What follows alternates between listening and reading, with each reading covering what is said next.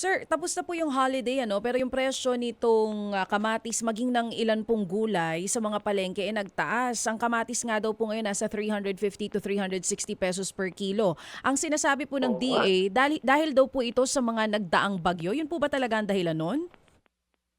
it's possible nagkaroon ng damage sa lalo na yung mga ganyang klaseng tanim, very susceptible sa mga bagyo, no? Pero yun ang nakakalungkot sa kuwan natin. Sisipan ng 320 and then after a few months, tinatapon ng magsasaka sa kalsada yung kamatis dahil walang bumibili. Mm-mm. No? Parang masyadong volatile o up and down yung presyo natin. So we have to do something about it.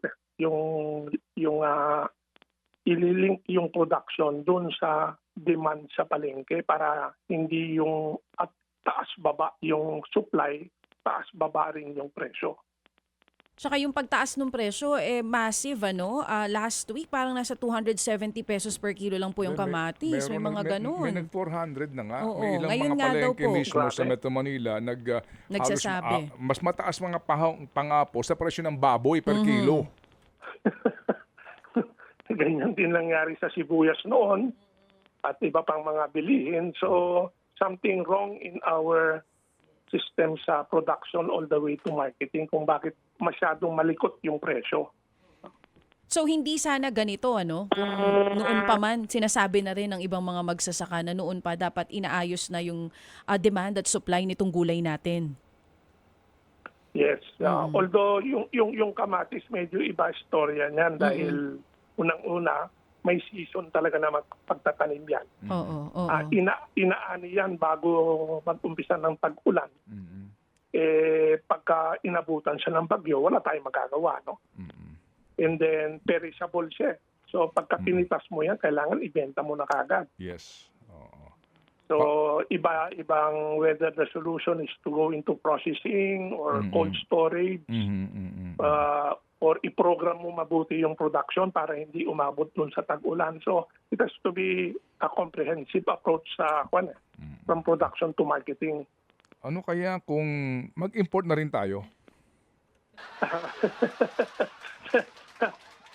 Baka ganun nga mangyari. Mababagan.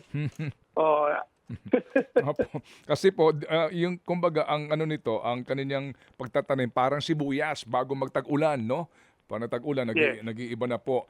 O sige, so ang inyong suggestion talaga ho dito, yung pong planning, pagpaplano para sa tamang dami at panahon ng pag-ani doon sa pangangailangan para nang sa ganun magkaroon man po ng galaw o distortion sa presyuhan, hindi naman ganito kamahal na halos presyo Yes. na nga po ng baboy per kilo. Tsaka dati, Ted, pagka bumabagyo rito sa Luzon at tinatamaan yung mga nagtatanim ng kamatis, nagpapalakpakan yung mga nagtatanim ng kamatis sa Bukidnon, sa Cagayan de Oro. Dahil sila hindi tinatamaan ng bagyo noon. So, ibig sabihin, the planting can be spread out in different parts of the country para kung meron tamaan man, hindi totally mawa-wipe out yung supply.